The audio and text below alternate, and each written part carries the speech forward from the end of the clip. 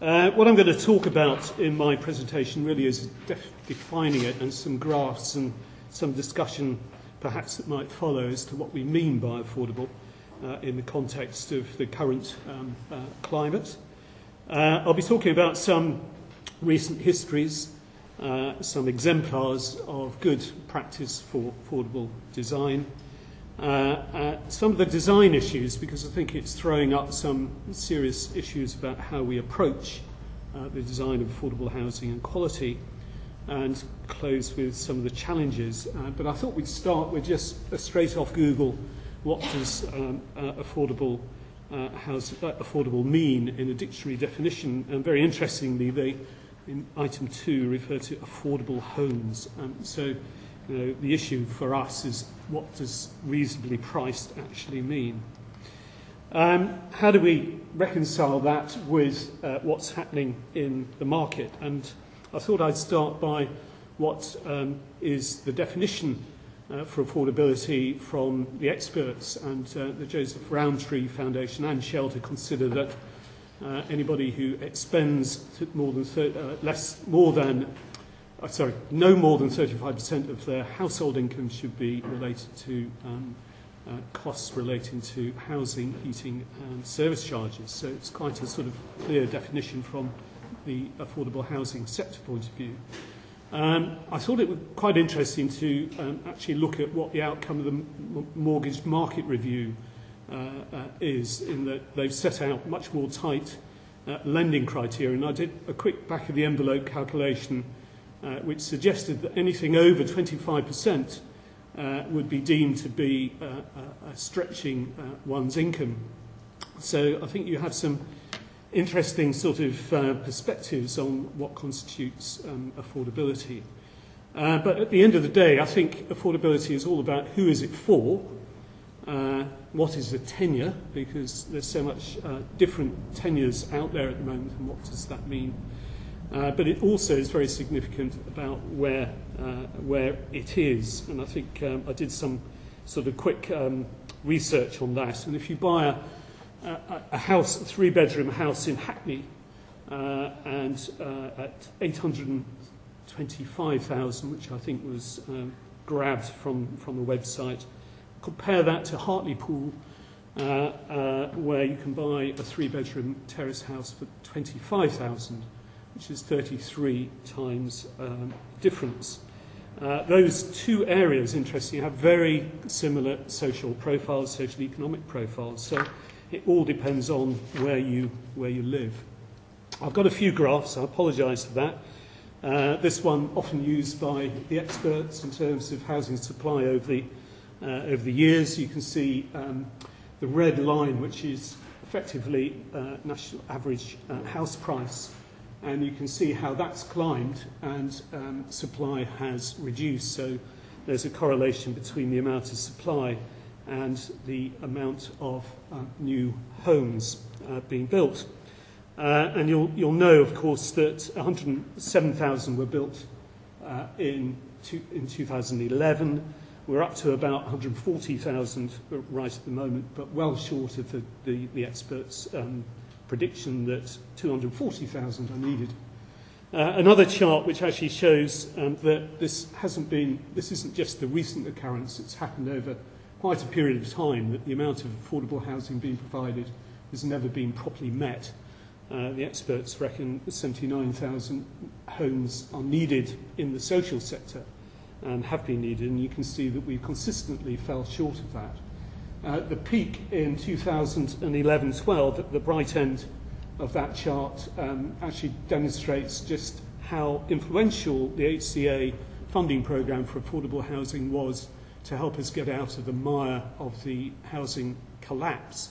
When private housing collapsed, the government stepped in and pumped large amounts of money to sustain the market, and without that, I would say that our industry probably wouldn't have survived the downturn in the recession.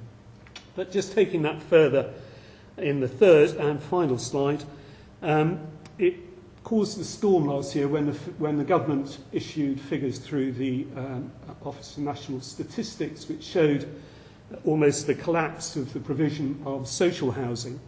For those who know the terminology, the affordable housing, the affordable rented programme is effectively linked to the market, whereas the social is linked to the subsidised rental market.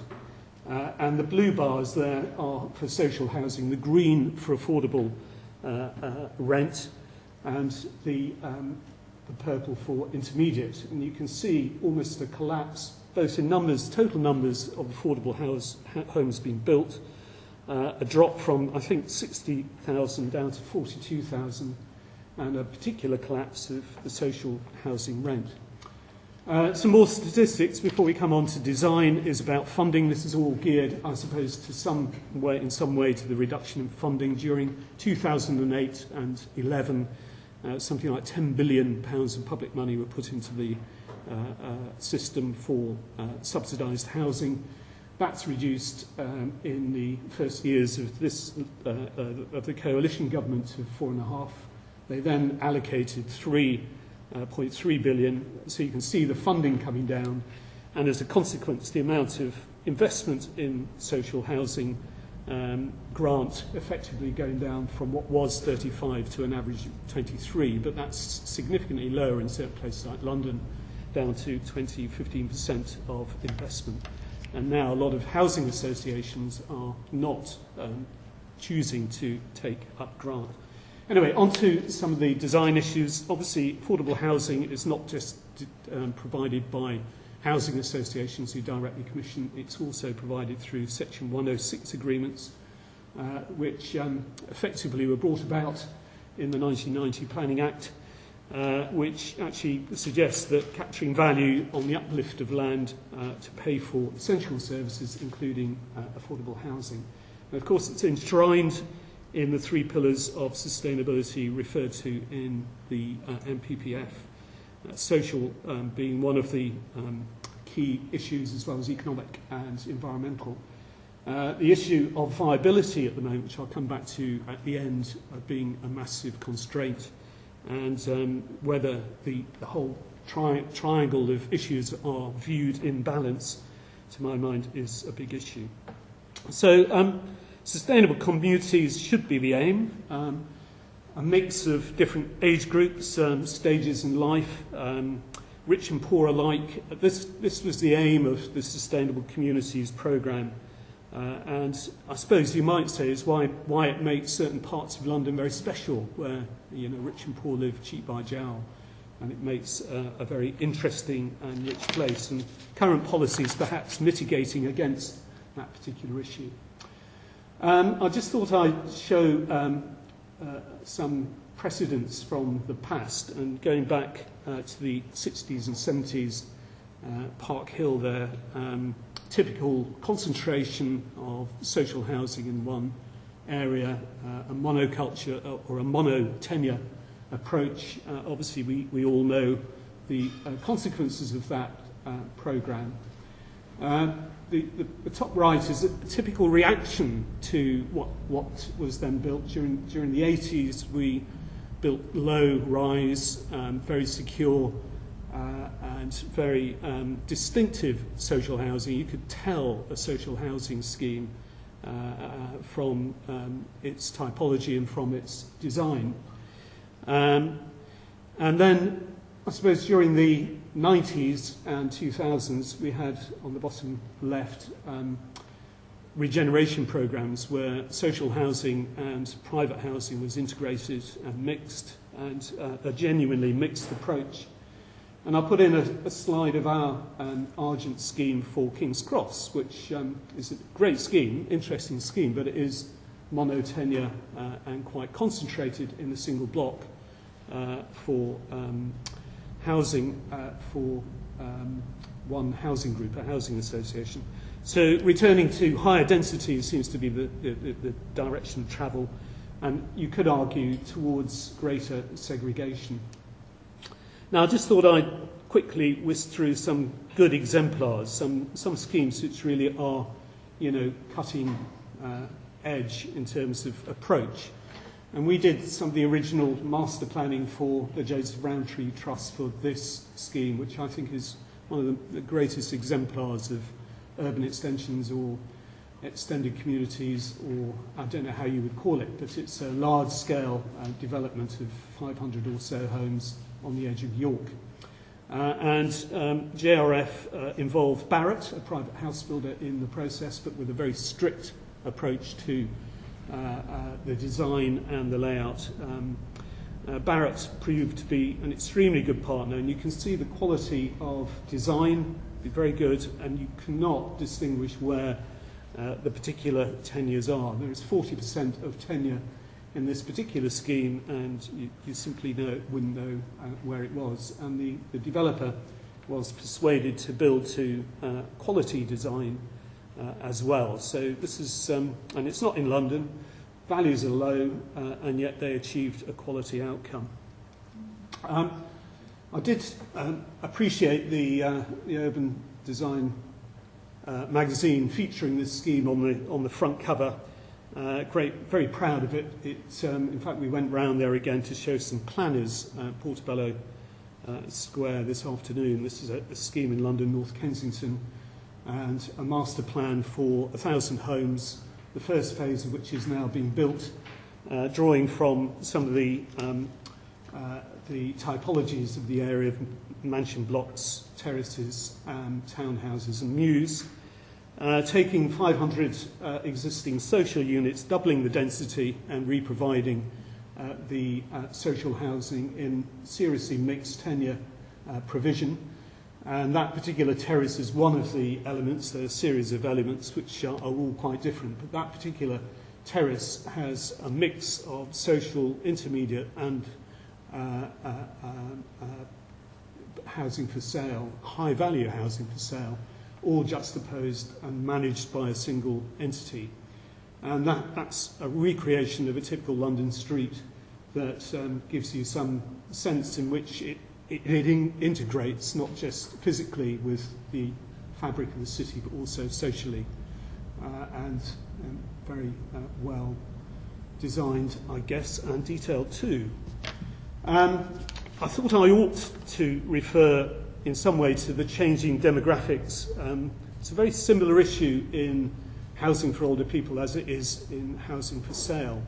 The issue is that a lot of housing for older people is provided by either public bodies or housing associations, who are all facing the same issue about how you subsidise affordable housing in some ways. So all of the schemes that we design have in some way a mix of tenure and are integrated in quite an interesting way to whether it's an independent living scheme, an extra care scheme, or a community village. There's always a varied tenure option.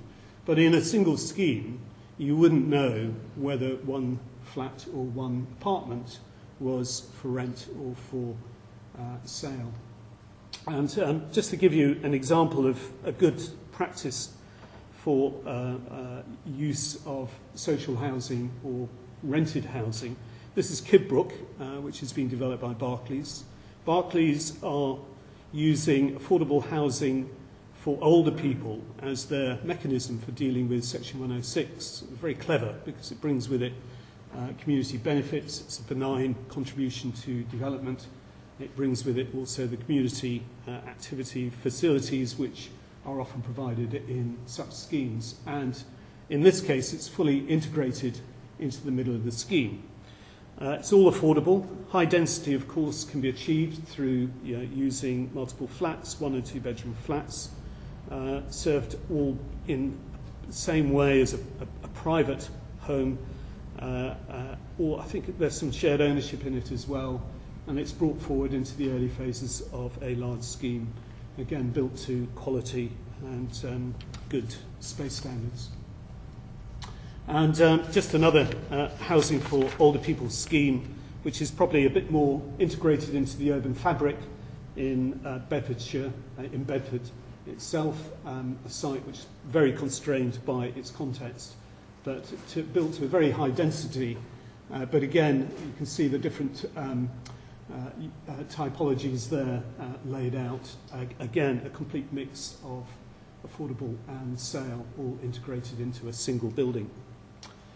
I did want to talk about the role of local authorities. We were having a chat just before we started and talking about optimism and hope in the current context of affordable housing supply. And it's a very interesting period, I think, for local authorities who, of course, are now able to use their financial independence, albeit with a borrowing cap, to develop their own homes.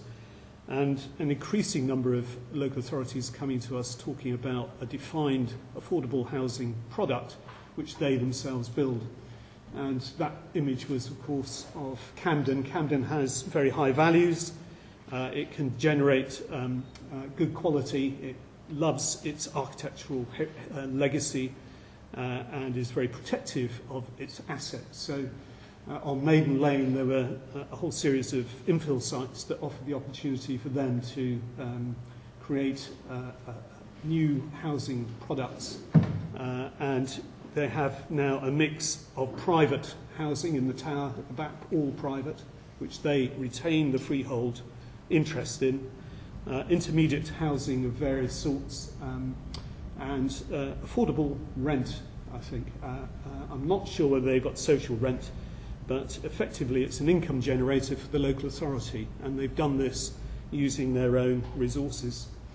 Another example is in Islington, where, in fact, I think they still are, or still have, an in-house architectural team, and that's pretty unheard of these days, local authorities having their own architects. I used to work in one 30 years ago, but I don't know of many that have got an in-house team.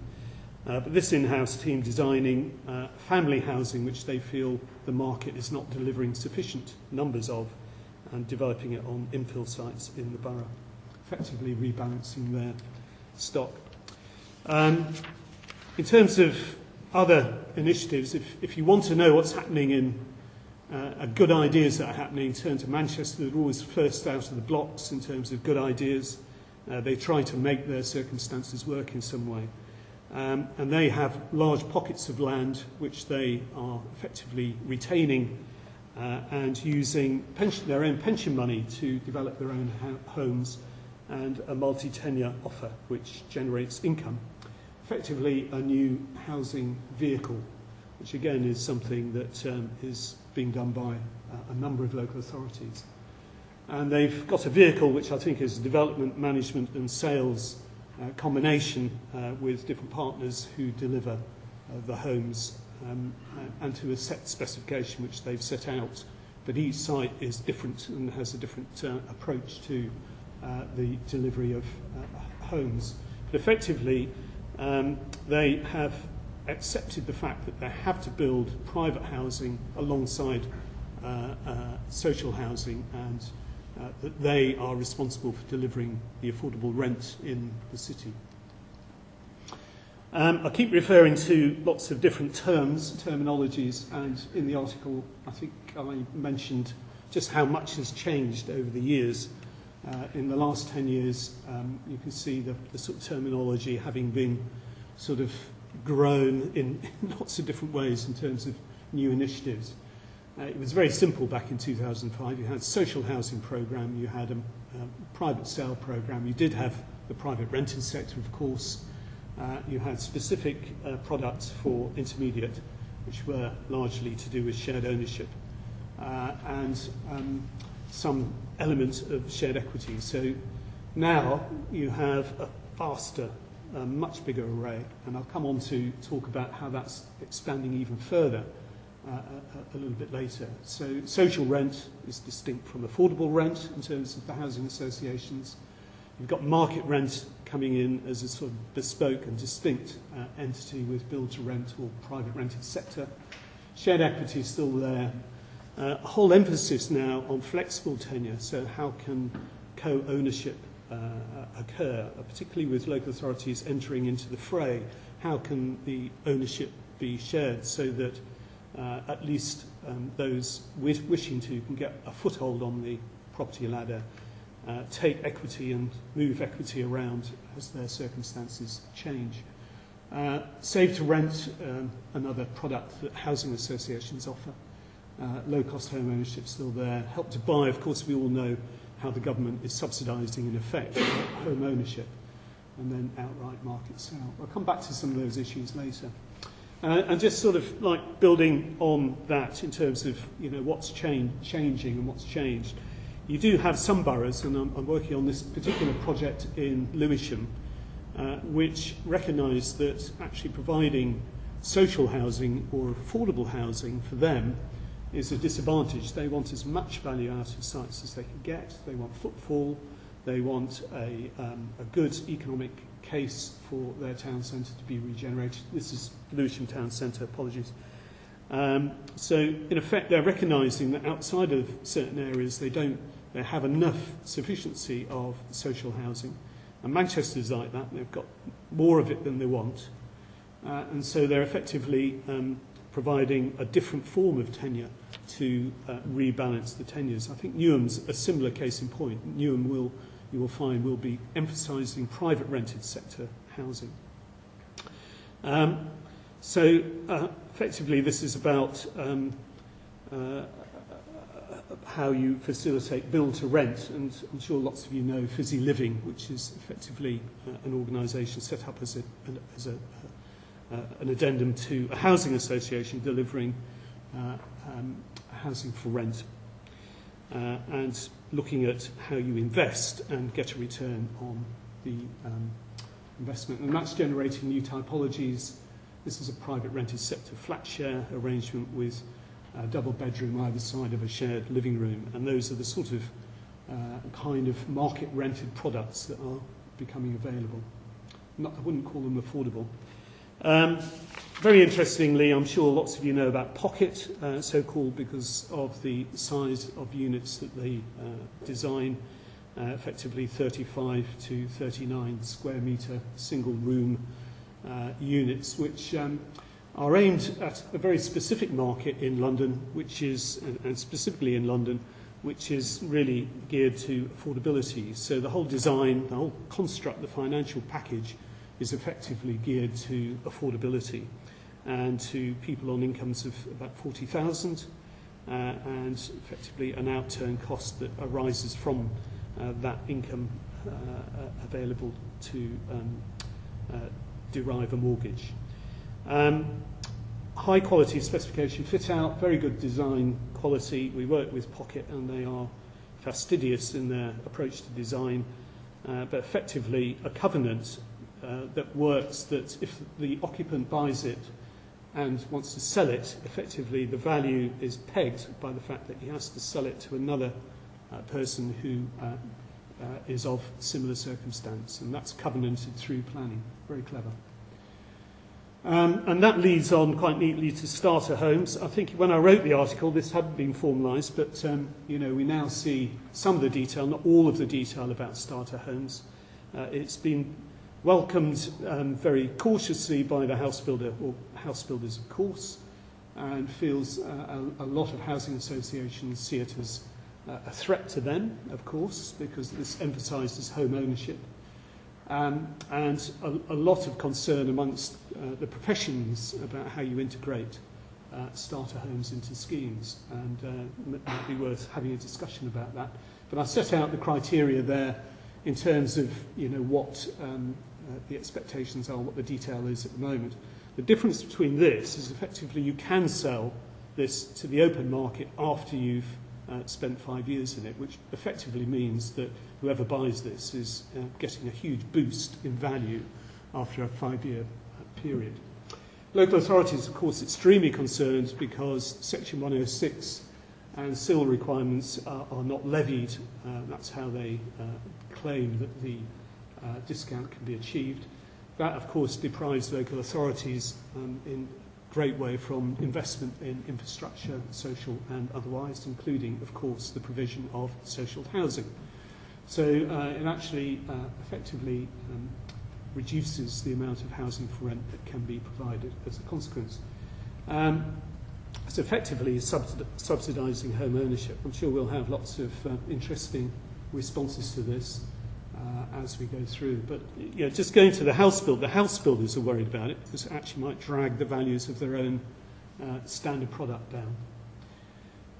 I'm sure you all saw the prospectus that came out before the election, which advertised this. This is Terry Farrell and Quinlan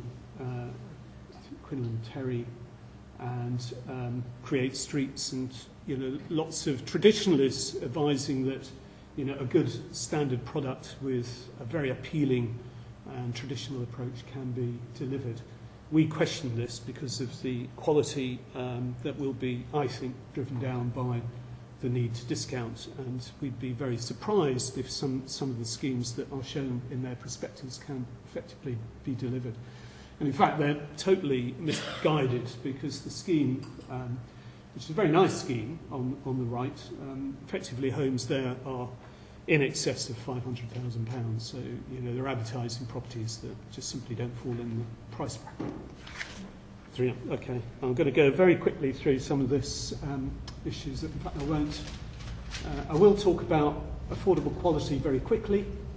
I think some of the issues that we're finding now are how you get to much simpler solutions to design. Much more pressure on quality coming through.